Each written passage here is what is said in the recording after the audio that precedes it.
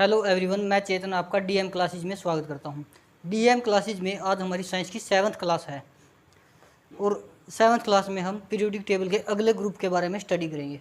इसके बाद हम सम इम्पोर्टेंट ओर्स के बारे में पढ़ेंगे जिनसे प्योर धातु प्राप्त की जाती है, प्योर मेटल। अगले ग्रुप को भी हम ट्रिक्स के माध्यम से समझेंगे। हे नेता और कर्मचारी जिंदा रहें। हीलियम, हीलियम का सिंबल He है और नियोन, नियोन का सिंबल Ne है। इसके बाद आर्गन, आर्गन का सिंबल Ar है और क्रिप्टोन की बात करें, क्रिप्टोन का सिंबल Kr है। जिनोन, जिनोन का सिंबल Xe है और रेडोन की बात करें जो कि एक जानलेवा गैस है, इसका सिंबल Rn है। इसके बाद हम एटॉमिक नंबर पढ़ेंगे। एलिमेंट, हीलियम का एटॉमिक नंबर 2 है और नियोन का एटॉमिक नंबर 10 है। आर्गन का एटॉमिक नंबर 18 है और क्रिप्टोन का एटॉमिक नंबर 36 है और जिनोन का एटॉमिक नंबर 54 है और रेडोन का एटॉमिक नंबर 86 है। एटॉमिक नंबर को हम याद नहीं करेंगे क्योंकि हम एटॉमिक नंबर को मैजिक नंबर से भी निकाल सकते हैं। मैजिक नंबर 8, 8, 18, 18 और 32 है। हीलियम का एटॉमिक नंबर 2 है। जब हम इसमें मैजिक नंबर 8 को जोड़ते हैं तो हमें 10 प्राप्त होता है और 10 नियोन का एटॉमिक नंबर है। 10 में हम 8 को जोड़ेंगे तो 18 मिलता है और 18 हमारा आर्गन का एटॉमिक नंबर है। 18 में हम 18 को जोड़ेंगे तो 36 प्राप्त होता है और 36 हमारा क्रिप्टोन का एटॉमिक नंबर है। 36 में हम 18 को जोड़ेंगे तो 54 प्राप्त होता है और 54 ही जिनोन का एटॉमिक नंबर है। 54 के अंदर हम 32 को ऐड करते हैं तो हमें 86 प्राप्त होता है और 86 रेडोन का एटॉमिक नंबर है। इसके बाद हम प्रत्येक एलिमेंट को उठाएंगे और उसके बारे में डिटेल से स्टडी करेंगे। हम बात हीलियम की करते हैं। हीलियम एक एटॉमिक गैस है, यानी परमाणविक गैस है। हीलियम, हीलियम का एटॉमिक नंबर 2 है और इसका एटॉमिक मास 4 है। इससे हम इलेक्ट्रॉन, प्रोटॉन और न्यूट्रॉन की स्टडी करेंगे।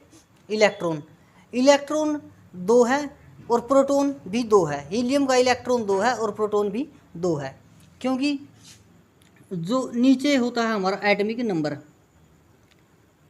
यही इलेक्ट्रॉन है और यही हमारा प्रोटॉन है। इलेक्ट्रॉन पर हमेशा नेगेटिव चार्ज आता है और प्रोटॉन पर हमेशा पॉजिटिव चार्ज होता है। इलेक्ट्रॉन हमारा 2 है और प्रोटॉन भी 2 है। जब हम न्यूट्रॉन की बात करते हैं तो एटॉमिक मास में से हम एटॉमिक नंबर को घटा देंगे, यानी कि A-Z करेंगे। 4 में से हम 2 को घटाएंगे तो 2 आएगा और 2 हीलियम का न्यूट्रॉन है। इसके बाद हम इलेक्ट्रॉन, प्रोटॉन और न्यूट्रॉन के खोजकर्ता के बारे में पढ़ेंगे। इलेक्ट्रॉन के खोजकर्ता J.J. थॉम्सन है। इलेक्ट्रॉन के खोजकर्ता J.J. थॉम्सन है और प्रोटॉन के खोजकर्ता गोल्डस्टीन है और न्यूट्रॉन के खोजकर्ता चैडविक है। हम इसे ट्रिक के माध्यम से भी याद कर सकते हैं। ईंट पग नाच, ईंट पग नाच, ईंट पग नाच। ई से हमारा इलेक्ट्रॉन है और टी से हमारा थॉम्सन है, थॉम्सन। और पग यानी कि पै से हमारा प्रोटॉन है और प्रोटॉन की खोज गोल्डस्टीन ने की थी, गोल्डस्टीन। नाच, न से हमारा न्यूट्रॉन है और न्यूट्रॉन की खोज चैडविक ने की थी, च से चैडविक।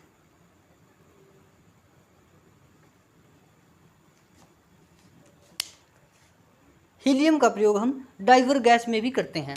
डाइवर गैस हीलियम और ऑक्सीजन से मिलकर बनती है। डाइवर गैस, इसे गोताखोर प्रयोग करते हैं। जब गोताखोर पानी के अंदर जाते हैं तो डाइवर गैस का प्रयोग करते हैं। उनका जो पीछे सिलेंडर होता है वह डाइवर गैस का होता है। डाइवर गैस में हम हीलियम और ऑक्सीजन को ऐड करते हैं। डाइवर गैस में नाइट्रोजन गैस नहीं होती क्योंकि नाइट्रोजन गैस पानी के अंदर जाकर बैंड बना लेती है। हॉट बलून, हाइड्रोजन गैस का प्रयोग हॉट बलून में किया जाता है और हीलियम का हम प्रयोग नॉर्मल बलून में करते हैं। इसके बाद हम नियोन गैस के बारे में पढ़ेंगे। नियोन गैस लाइटों में भरी जाती है और इससे लाइट येलो कलर की जलती हैं। हम आर्गन की बात करें, आर्गन का प्रयोग बल्ब में किया जाता है और क्रिप्टोन का प्रयोग एक्सप्लोसिव बनाने में किया जाता है। बेरियम और क्रिप्टोन ये दोनों ही नाभिकीय कचरे हैं। बेरियम एंड क्रिप्टोन ये दोनों ही नाभिकीय कचरे हैं।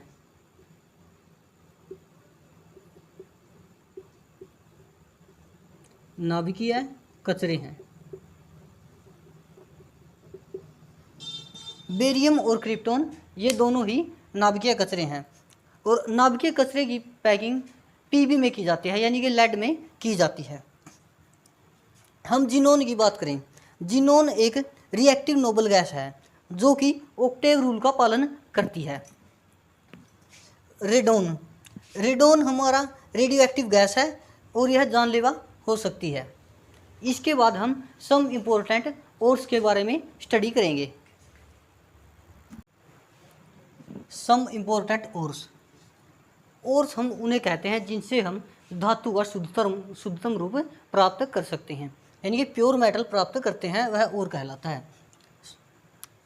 सोडियम, सोडियम का ओर यानी कि अयस्क, सोडियम का ओर बोरैक्स है। ओर्स का मतलब है अयस्क, जिनसे हम धातुओं का शुद्धतम रूप प्राप्त करते हैं। और पोटाशियम का और डोलोमाइट है। हम मैग्नीशियम की बात करें, मैग्नीशियम का और कार्नेलाइट है। मैग्नीशियम क्लोरोफिल में पाया जाता है, मैग्नीशियम क्लोरोफिल में पाया जाता है। और हम पोटाशियम की बात करें, पोटाशियम को हम कैरोसिन में डुबोकर रखते हैं क्योंकि यह हवा में आग पकड़ लेता है, कैच फायर इन एयर। और सोडियम भी हमारा हवा में आग पकड़ लेता है, catch fire in air. Sodium और पोटाशियम और लिथियम ये तीनों ही सॉफ्ट मेटल हैं। इनको हम तीनों को कैरोसिन ऑयल में डुबोकर रखते हैं। एल्यूमिनियम का और बॉक्साइट है और बॉक्साइट का केमिकल फार्मूला Al2O3.2H2O है। हम एल्यूमिनियम की बात करें, एल्यूमिनियम का एटॉमिक नंबर 13 है। यह धातुओं में प्रथम स्थान पर है और हम पीरियोडिक टेबल के सभी एलिमेंटों की बात करें तो यह तीसरा स्थान पर है। हम कैल्शियम की बात करें, कैल्शियम का और कैल्साइट है, यानी कि हम कैल्शियम को कैल्साइट से प्राप्त करते हैं और कैल्साइट का केमिकल फार्मूला CaCO3 है। जिंक की बात करें हम, जिंक का और जिंकाइट है और इसका केमिकल फार्मूला ZnO है। कॉपर की हम बात करें तो कॉपर को हम क्यूपराइट ओर से प्राप्त करते हैं। आयरन की बात करें, आयरन को हम हेमेटाइट ओर से प्राप्त करते हैं या मैग्नेटाइट ओर से प्राप्त करते हैं। मैग्नेटाइट ओर, यह मैग्नेट ओर से प्राप्त किया जाता है।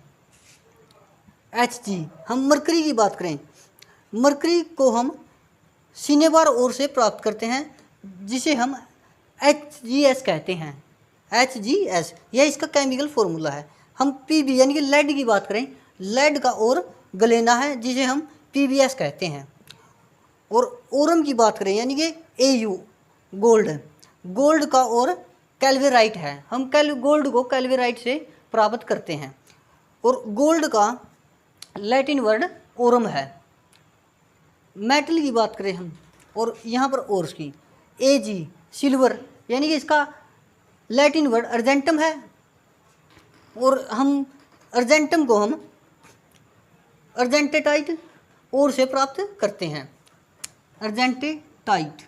अर्जेंटेटाइट ओर से प्राप्त करते हैं। स्टेनम की बात करें, स्टेनम को हम कैल्सिराइट से प्राप्त करते हैं। स्टेनम का और कैल्सिराइट है, यानी कि हम स्टेनम को कैल्सिराइट ओर से प्राप्त करते हैं।